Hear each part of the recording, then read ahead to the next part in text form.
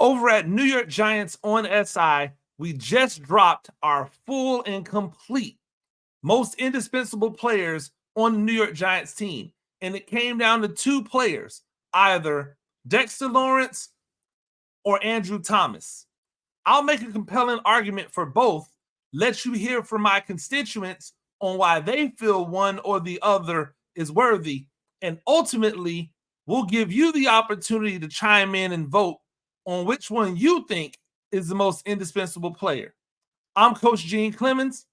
I have a giant issue. 3, 2, 1,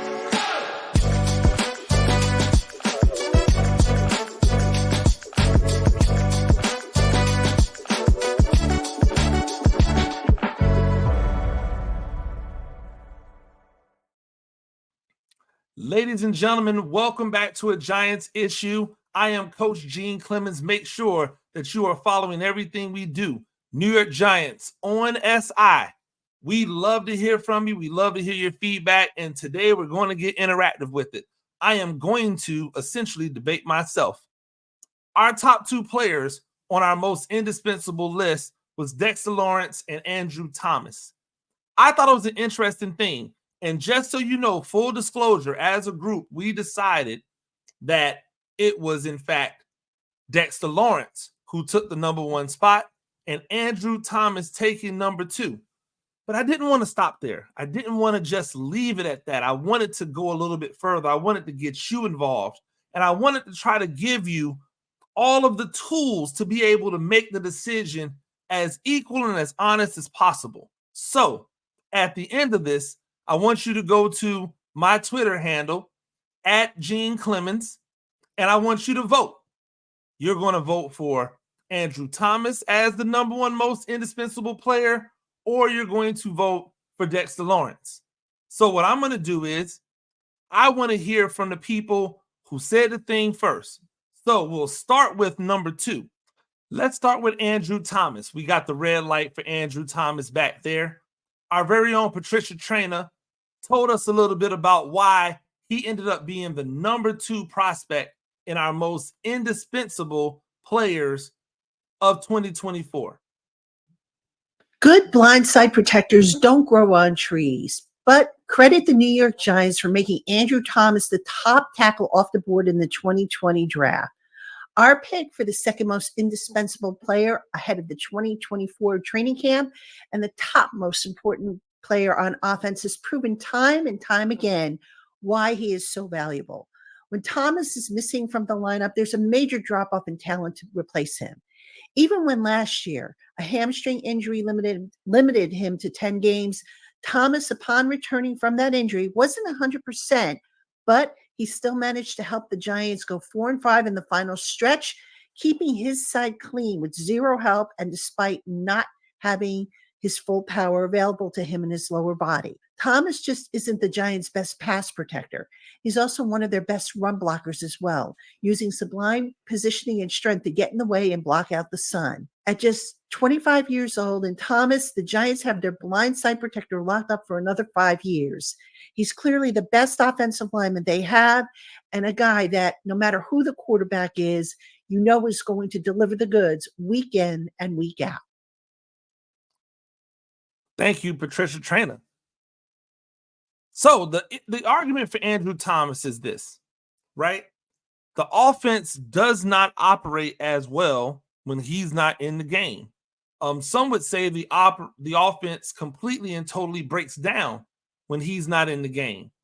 And that can just be seen if you look at what happened in 2023. When he went down at the beginning of the year in that first game and he wasn't able to play, the offense suffered.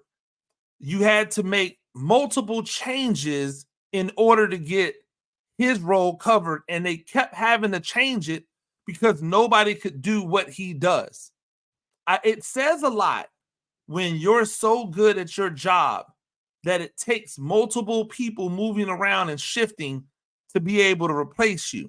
When Evan Neal went out, for example, all they did was just put another right tackle in. They didn't shift everything around. When Andrew Thomas went out, They shifted the guard, the left tackle. They brought in another guard. Then that didn't work. So then they brought this tackle back to guard and put the guard at tackle. Like, they did a bunch of stuff in order to try to help, like, make up for what Andrew Thomas brought to the table. And it didn't work, right? It's also can't be understated how good he is as a run blocker.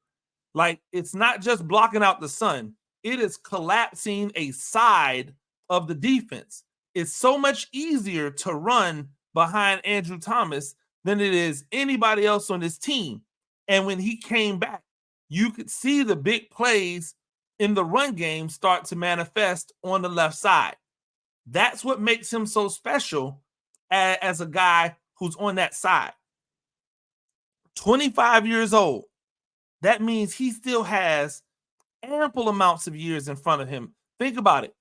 For as tough and as rigorous as offensive line is, for as much of a violent sport as football is, tackles tend to last for a very long time. And not for nothing, if for some reason he couldn't play tackle anymore, he could easily transition to becoming an offensive guard because he's that talented, right? Think about the greats that have played tackle. Think about how long they play. You have guys who choose to play a short amount of time, right? Joe Thomas, I believe, did 10 years, 11 years, and just decided to shut it down, even though he was still at the top of the game. But then you have other tackles who've been around for 15, 16, 17 years, and they are still effective. They're still good. They still get the job done. Nobody minds paying the tackle premium money. Why? Because at that position, what you're asked to do, especially when you're blocking for the blind side of your right-handed quarterback, can't be undersold. So the idea that Andrew Thomas is the prototypical left tackle of today. I don't believe that the prototypical left tackle today is your 6'9", even 6'7", 6'8" behemoths. It's your 6'5", athletic, big, strong, can move dudes who allow you to play fast. They allow you to play versatile. They have scheme flexibility. If you want to run zone, Andrew Thomas can block zone. Why? Because he does a really good job of getting on his track, and he's athletic enough to double team, work to the second level. He can base block in a man scheme. He can pull or down block in a gap scheme. Everything that you want to do in the run game, he can do. You want a guy to pull and work to the perimeter and block on the perimeter? He can do that. You want somebody to down block, collapse that side so that you can kick out and run underneath? He can do that. You want somebody to base block that defensive end or dig out a head up forward technique? Get him out of there, root him out of there, get his butt in the hole? He can do that. You want somebody who can be a leader? He can do that. And at 25 years old, he's actually a bargain, right? So what's the downfall? Why would I say that he's probably not number one? It has to be the injuries. He has dealt with injuries. There have been a few times now where he has not been able to answer the call. When he plays a full season, look at what happens for this offense. 2022 was pretty much a full season for Andrew Thomas. They had a lot of success. That may be his only full season, right? It may be his only full season. I'm freestyling on that, but if I'm not mistaken, he's been injured. He's missed games in almost every season that he's been in the league. You have to admire the fact that he's gotten better and better every single year. You have to admire the fact that he's been able to play with injuries, right? It's not just him playing or missing time with injuries. He's had to play through injuries. He's had to learn how to play with injuries. You have to admire the fact that people trust him to get his job done. If you're running if you're running a man zone scheme, you want to know where that scheme starts at in the blocking scheme? It starts on the left side. You know why? Because Andrew Thomas is over there. So he's your stay guy every time. I'm staying. I'm locking on man to man at this guy. That's my dude. I got him. That allows everybody on the other side, the guard, the center, the guard, and the tackle, to all block zone, right? To all just turn back and block zone, because they know that wherever this guy goes, Andrew Thomas has him locked up. That's a level of comfort that coaches have. That's a level of comfort that quarterbacks have. That's a level of comfort that running backs have. And it's a level of comfort that the other offensive linemen have to know, hey, I don't have to worry about helping him. He's got it taken care of, right? I don't have to worry that I'm going to need to help him do his job. He's going to have it taken care of, right? But the injuries are still a thing. And the injuries are what make you elite, because the best ability is and will always be availability. And until he is available at the level of some of the other elite level tackles, he'll always be considered, even if it's not true, to be just a tick below them, right? Because you have to be out there, and you have to be out there consistently all the time in order to be able to say, hey, I'm the most indispensable player. Now, again, the argument would be he must be the most indispensable player because the one season where he was never out of the lineup, that's the season that they went to the playoffs. Every other season, when he's had to miss time, guess what? They haven't made it. Like that, to me, that says everything you need to know about his effectiveness and why he should be where he is in this debate, right?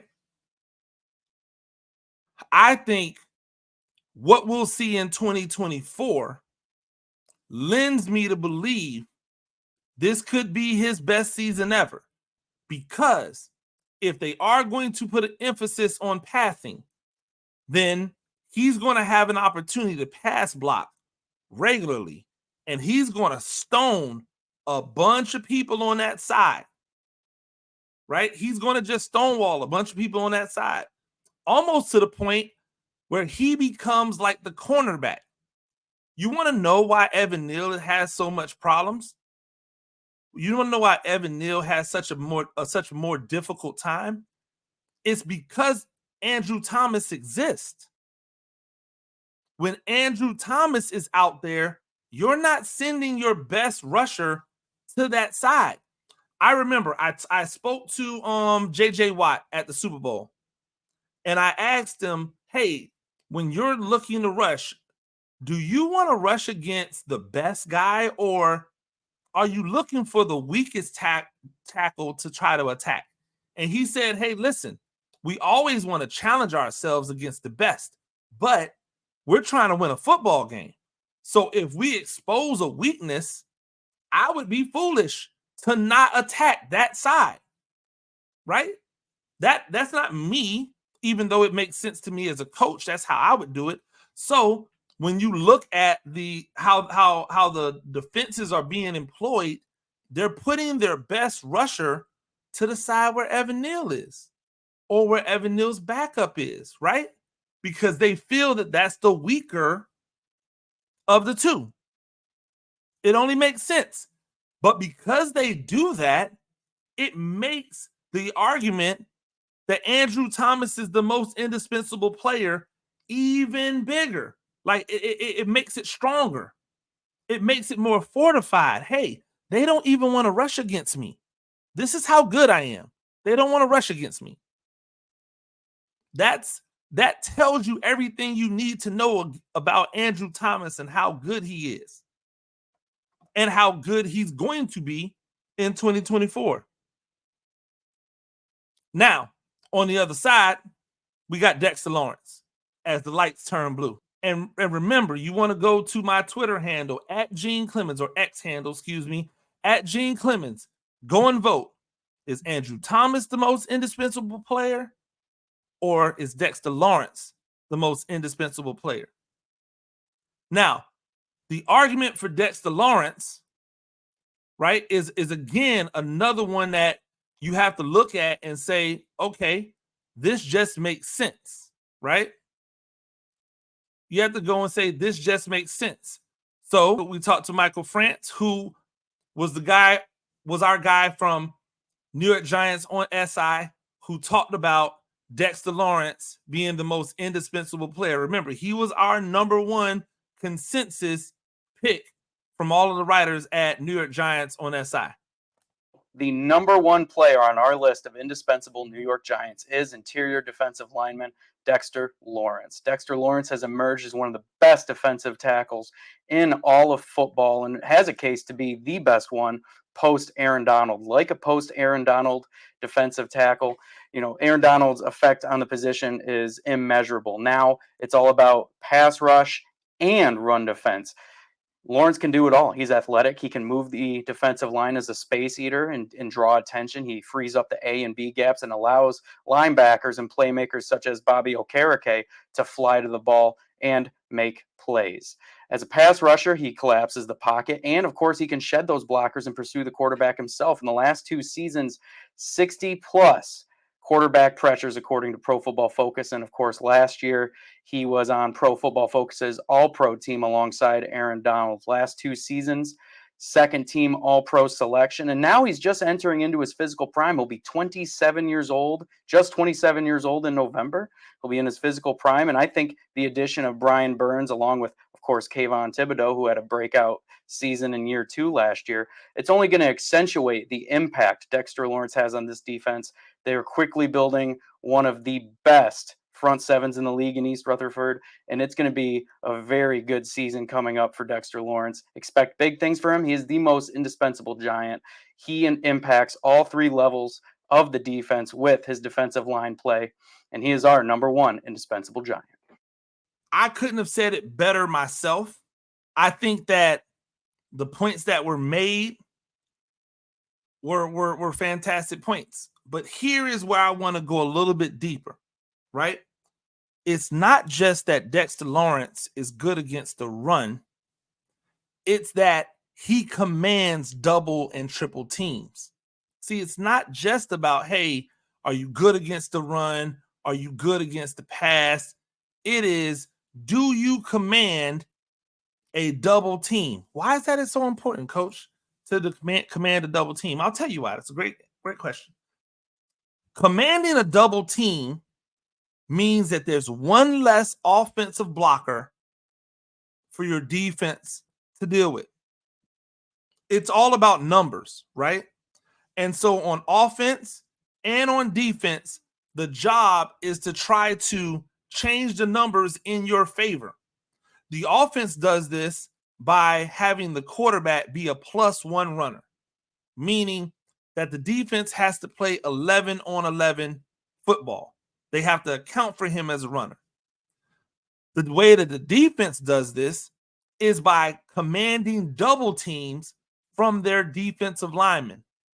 Because if 2 people are on Dexter Lawrence, that means of those front 5 or 6 or 7 that have to block your front 8, now there's only 4 or 5 or 6 to be able to do so, because they had to commit a second guy to Dexter Lawrence. That's what makes the value of a great interior defensive lineman, so high. That's why you pay interior defensive linemen before you even pay edge rushers, because the elite level interior defensive linemen change the math for everybody else. So how does Dexter Lawrence all of a sudden become one of the best defensive linemen in the game? I'll tell you, it's simple. They stopped playing him out of position.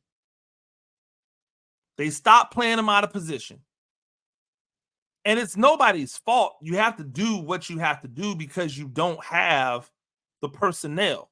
But Dexter Lawrence is a nose guard. He's not a defensive end. He's not a 4-tech. Can he play it? Yes. He's not a 3-tech. Can he play it? Yes. Can he be effective playing it? Yes. He's always been effective for the Giants, but it wasn't until they put him at nose that he became elite. He became a disruptor. He became indispensable.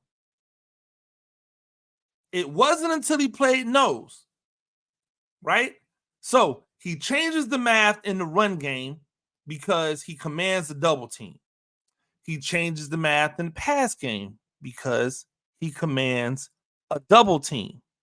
If Dexter Lawrence has a double team on him and you have a 4-man front, that means the 2 edge rushers are going to get 1-on-1 versus the tackle. That means your 3 technique is going to get 1-on-1 with the guard. That means if you blitz a 5th guy, who's blocking him? Nobody. The quarterback has to throw hot. So in this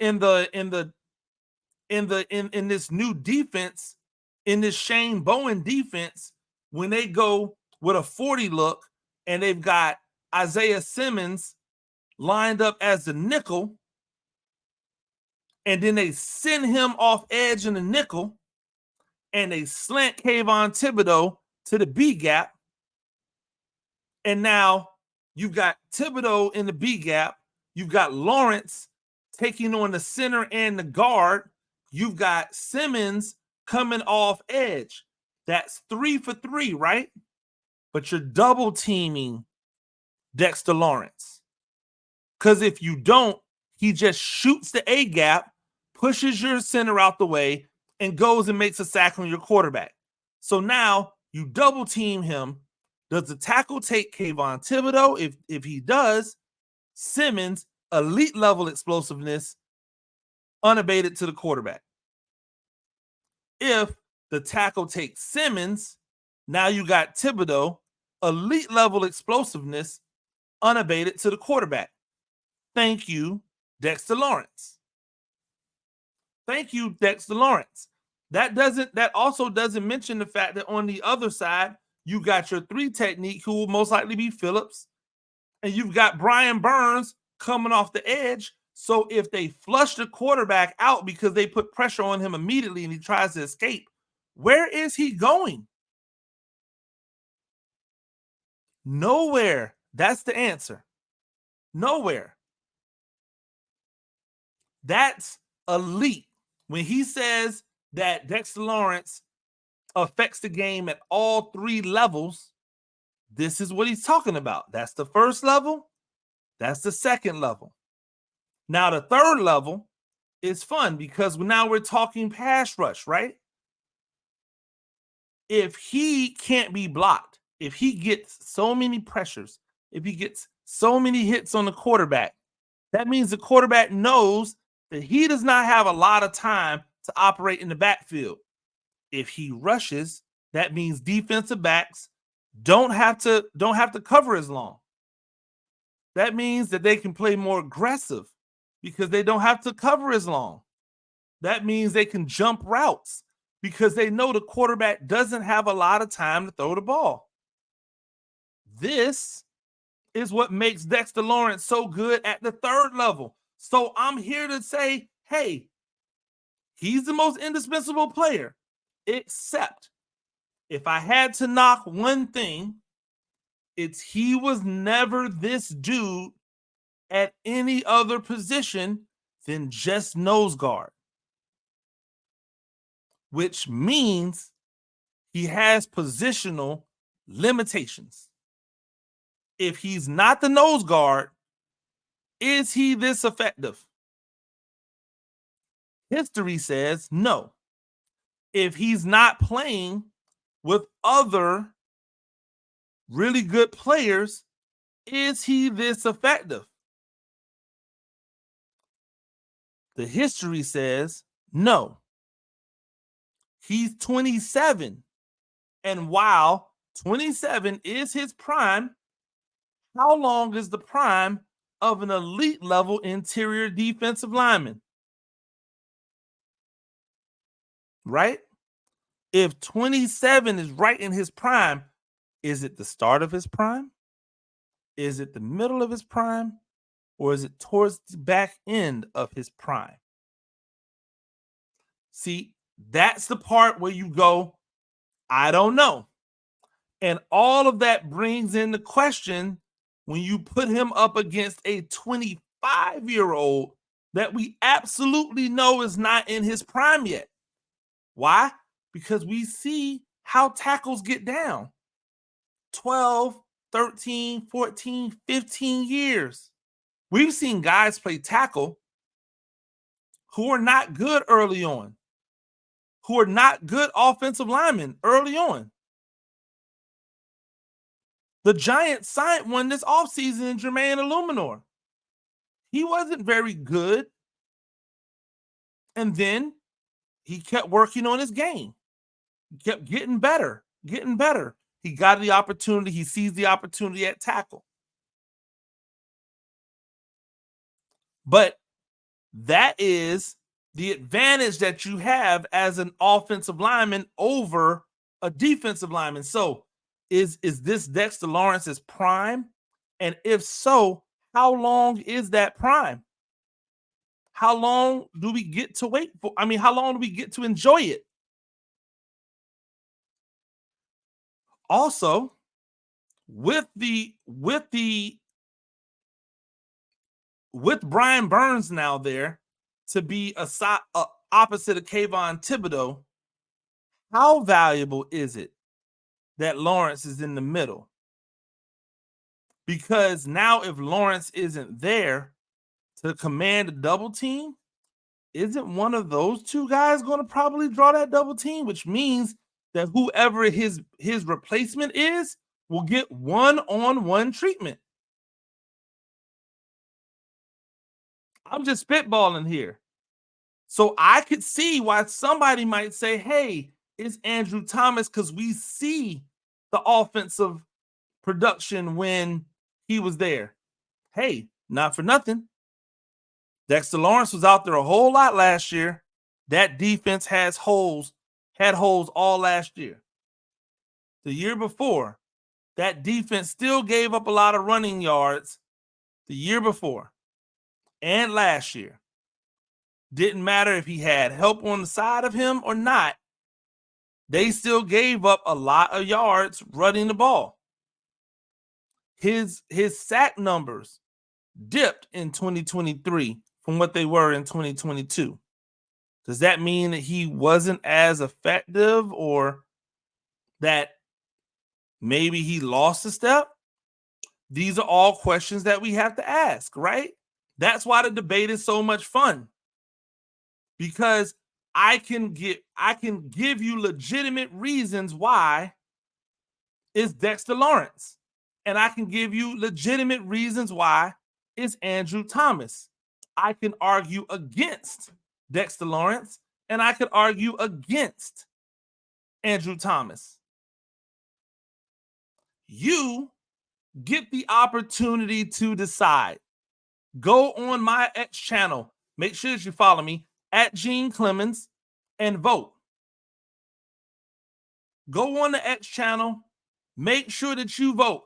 I will have the link in this podcast to be able to go directly to that and vote. I want you to tell me, I want you to vote on X. Is it Andrew Thomas for the most important as we pop back to red? Or is it Dexter Lawrence? One of the two it has to be, right?